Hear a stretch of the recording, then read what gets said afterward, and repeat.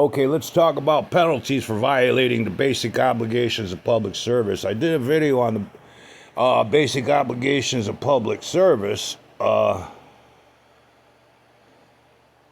don't think people pay too much attention to that because I mentioned the basic obligations of public service and then the penalties. So I'm going to do it backwards. We're going to talk about the penalties for violating public service obligations first, and then we're going to go to the basic obligations of public service. Violating public service obligations leads to a wide range of penalties, from administrative actions like reprimand, suspension, or termination, to serious criminal charges including large fines, imprisonment, permanent bans from government jobs, and restitution.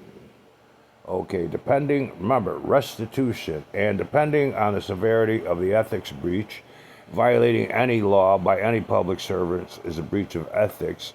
Intentionally knowing doing it, it's no ethics at all. Such as misuse of non-public information, like insider trading, conflicts of interest, or bribery, which we call lobbying. Consequences escalate with the harm caused, often involve investigations by ethics bodies and prosecutors.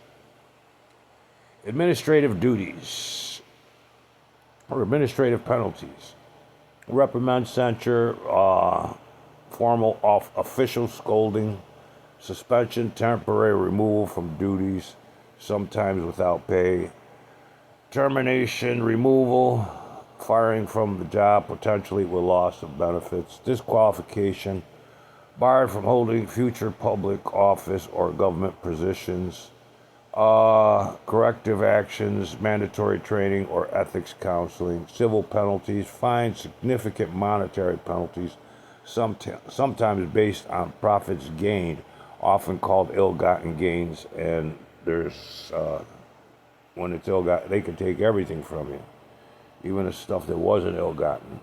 Restitution, paying back unlawfully obtained funds or value. Civil lawsuits, action brought by the government to recover damages. Civil penalties, fines, large criminal fines, imprisonment, jail time, especially for serious corruption and bribery or misuse of information. Criminal charges, prosecution under statutes like the Anti-Deficiency Act or Ethics in Government Act. Key examples of violations and consequences: conflicts of interest, non-public information, disqualification for matters, fines, and termination. Authenticity Act, misusing funds, suspension, removal, fines, and imprisonment. There's a lot of misusing funds, bribery, corruption, several criminal penalties, including lengthy prison terms. Governing bodies, Office of Government Ethics oversees ethics investigates violations. Department of Justice prosecutes criminal charges, ethics violations. That's where I got the basic obligations of public service from. Inspector General, conduct of investigations with agencies. Okay, Government Accountability Office, audits and reports of misuse of funds.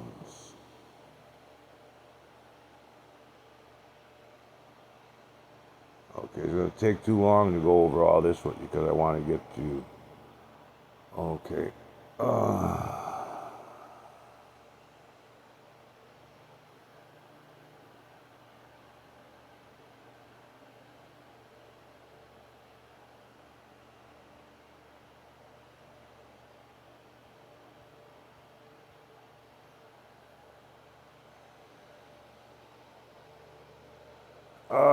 Let's see. The basic obligation of public service center on loyalty to the Constitution, such as myself, laws, and ethics, requiring officials to prioritize public trust over personal gain by avoiding conflict of interest, misuse of information, resources, and gifts while acting impartially, honestly, and efficiently for public good, ensuring fair and unbiased service. Key principles include integrity, objectivity, accountability, like that's ever going to happen, openness, and selfless service to the community and nation rather than private interests. Core ethical duties, public trust. You have to read the public trust doctrine. I know I mentioned it, and I'll keep on mentioning it until you people start reading it. Core ethical duties, public trust. Place loyalty to the Constitution, laws, and ethics above private interests. Avoid conflicts. Don't hold financial interests or engage in activities that conflict with official duties. No private gain. Do not use public office or non-public information for personal profit or advantage. Impartiality. Act fairly, providing equal treatment and avoiding favoritism. Honesty and diligence. Perform duties with an honest effort and avoid making unauthorized commitments for the government. Key principles of the U.S. federal context. Selfless service. Now, this is supposed to be for all public servants, okay? Selfless service. Service the public interest, not personal or political gain. Integrity. Avoid impropriety and the appearance of impropriety. Stewardship. Properly use government property, resources, and time. Openness. Be transparent except when disclosure would harm public interest. Accountability. Take responsibility for actions and report waste and fraud. This is for all public servants, y'all. Loyalty. Adhere to laws, including financial and equal opportunity laws. All that's going away. Broader public service principles. Fairness and equity. Provide service equitably to all citizens. Merit-based. Ensure appointments and jobs are based on qualifications. Political neutrality. Remain impartial and provide unbiased advice. Basic obligations of public service. I posted it one time from here. Basic obligation in the U.S. Department of Interior. That was a few years back. Now, these are some old-ass laws, all right? And apparently nobody ever thought about enforcing them. But I already told you what the penalties were for violating them. The foundation of ethical behavior, Executive Order 12674. My boy, I read about, I told you I started studying the Constitution and etc. at an early age. Well, Thomas Jefferson was, because I read this. Thomas Jefferson enunciated the basic principles of public service. When a man assumes a public trust, now remember, all politicians and the legal system, that's part of the public trust, okay? So, they're public servants, and you're the public, okay? That's pretty easy. When a man assumes a public trust, he considers himself as public property, as you should do. The sentiment has been expressed by numerous others, over time becoming a familiar principle. Public service is a public trust, and it's mentioned in the public trust doctrine. To ensure public confidence in the integrity of the federal government, Executive Order 12674, as amended, forms a framework for ethical behavior required and expected of all federal employees. As a condition of public service, you are expected to adhere to these fundamental principles of ethical behavior. Public service is a public trust, requiring you to place loyalty to the Constitution, the laws, and ethical principles above private gain. You shall not hold financial interests that conflict with the conscientious performance of duty. You shall not engage in financial transaction using non-public government information or allow improper use of such information to further any private interest. You shall not accept, pursuant to such reasonable expectations as provided by the regulation, solicit or accept any gift or other item of monetary value from any person entity seeking official action from doing business with, or conducting activities regulated by your agency, or whose interests may be substantially affected by the performance or non-performance of your duties. You shall make no unauthorized commitment or promise of any kind purported to bind the government. You shall put forth honest effort in performance of your duties. You shall not engage in outside employment or activities, including seeking or negotiating for employment, that conflict with your official government duties and responsibilities. You shall disclose waste, fraud, abuse, and corruption to appropriate authorities. You shall satisfy in good faith your obligations as citizens, including all just financial obligations, especially those such as federal, state, and local taxes that are imposed by law. You shall adhere to all laws and regulations to provide equal opportunities for all Americans, regardless of race, religion, color, sex, including pregnancy, parental status, national origin, age, disability, family medical history, or genetic information, political affiliation, or military service. You shall not use your public office for private gain. You shall act impartially and not give preferential treatment to any organization or individual. You shall protect and conserve federal property. You shall not use it for other than authorized activity. You shall endeavor to avoid any actions creating the appearance that you are violating the law. The standards of ethical conduct for employees of executive branch 5 CFR Part 2635 of the DOI Supplemental Ethics Regulations.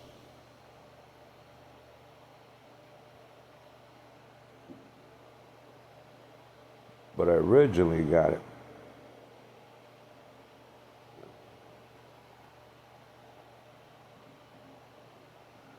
See, now all these people are supposed to be making sure this is happening.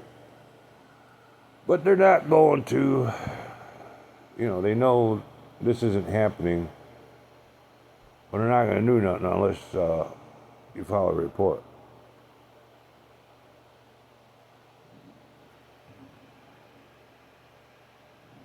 Okay, this is law. Okay, people? Each one of these are laws. If you violate these ethics, you're breaking the law. And then when you get into all this stuff down here,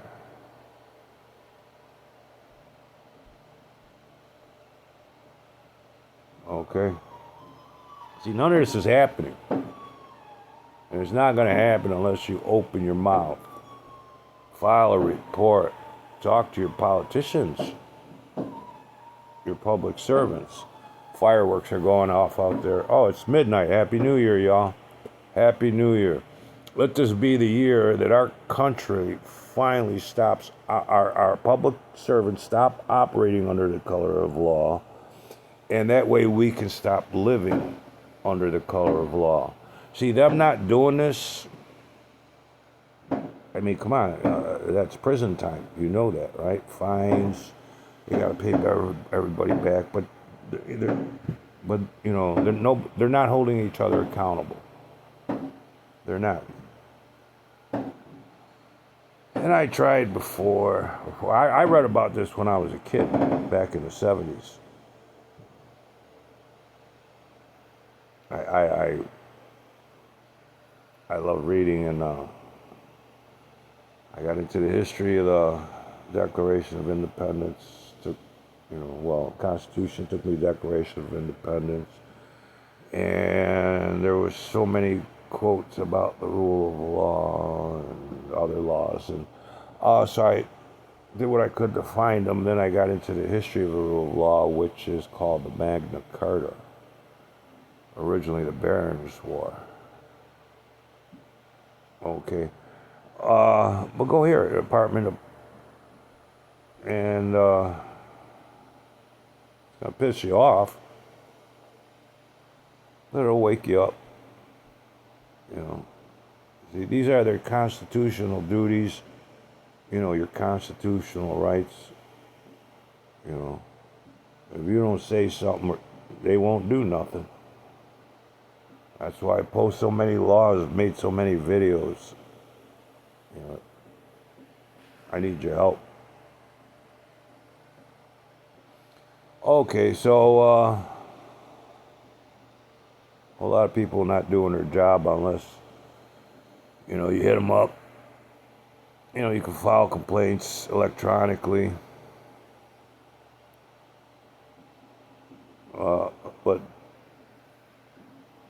see, them not doing it because you don't know, that's operating under the color of law. Okay? I did a video on that. Living under the color of law. I've been talking about that for about 50 years.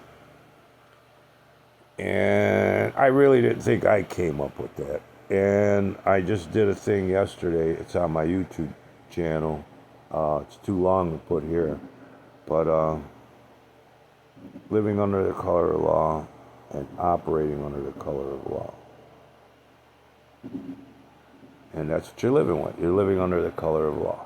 Okay, because nobody wants to do their job. Nobody wants to work. Nobody's going to work until you go in there and say, hey, do your job. And then you hand them the paperwork for what you want them to do. I mean, legally, that's their job. They're just not going to do it unless somebody says something, okay? And a whole lot of people got to say something. You know, I've been saying something, and I've been through a whole lot of hell confronting a whole lot of public servants. I tend to get feisty.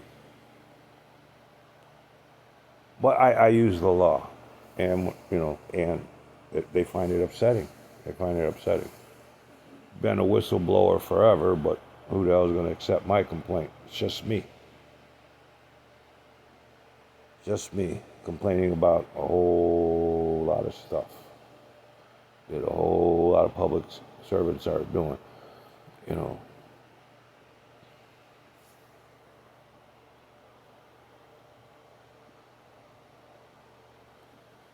Let me just go over one thing real quick.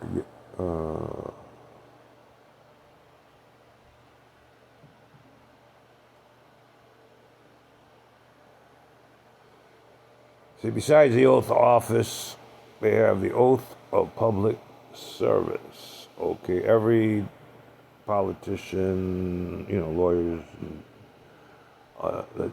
judges, they have their particular oath of office. But this is the oath of public service. Is a formal promise legally required for all U.S. officials to support and defend the Constitution, bear true faith and allegiance to it, and faithfully perform the duties of their office, ensuring integrity, impartiality, and service to the public, free from personal gain or evasion.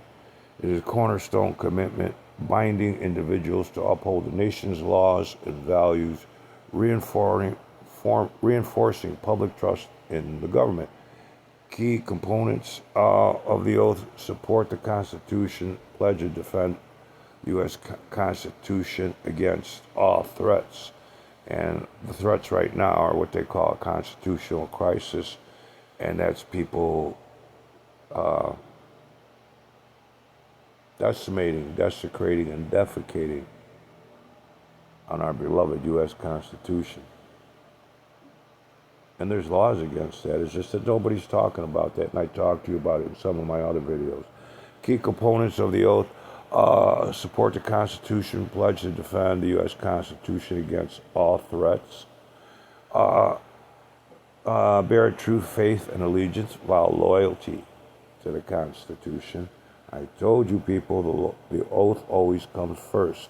Doesn't matter who's giving the unlawful order. Look up giving unlawful orders. It's illegal.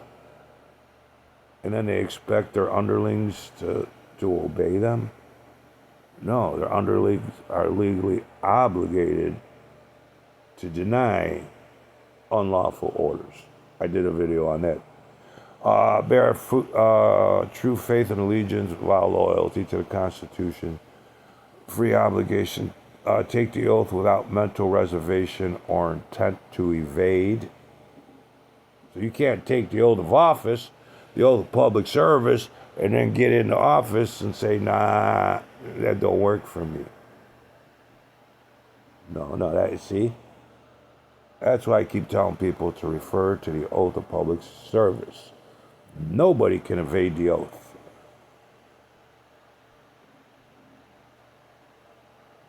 Nobody. Faithful discharge of duties. Promise to perform the job's responsibility well and faithfully. No religious test. The Constitution prohibits requiring a religious test for office. Broader ethical obligations beyond the specific text. The oath implies broader duties, including acting impartially and avoiding favoritism, using public office for public, not private gain, protecting government property like the White House, disclose waste, fraud, and abuse, significance, public trust. It's the public declaration of commitment that builds the faith in government officials. Foundation of service, it underpins ethical conduct, fairness, and integrity in public service.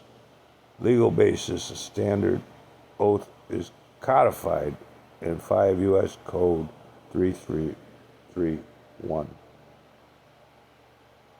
So it's right there. Legal basis, the standard oath is codified. You cannot,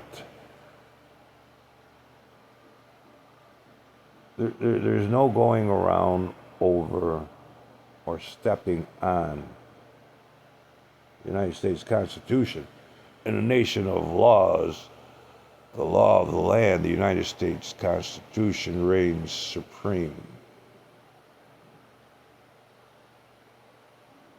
If the nation did have a king, that king would be the rule of law. Simple as that. And need I remind you, qualified immunity is repugnant to the rule of law, thus repugnant to the United States Constitution. What do you think Thurgood Marshall would say about that? All right, people, I just wanted to get this off my chest. And Happy New Year. Let's make this the year where living under the color of law ends for all of us. All of us. We may have not taken an oath of office, but we took a pledge of allegiance. And that pledge of allegiance wasn't just to a flag. It was to what that flag represents, the Declaration, the fruits of that labor, the United States Constitution, and who was written to serve and protect we, the people, the citizens of the United States of America. I dedicated my life, most of my life, to you, to see this happens. Nearly lost my life trying to state certain things in court. But it's not going to stop me. And thank God the internet came about, the World Wide Web, and had to teach myself everything to get on here. I even had to figure out how to use the internet to find this stuff to talk to you about it.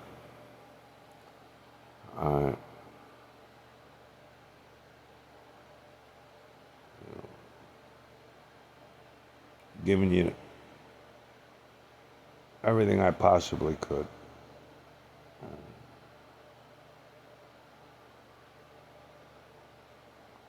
Nothing but love for you. May peace always be with you. May your Creator always be with you and rain many blessings. And with your help, this will be the year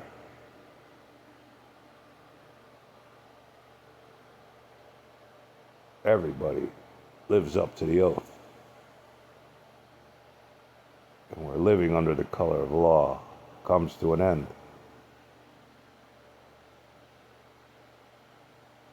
Much love to you. You have a good night. Happy New Year. May this be the best year yet.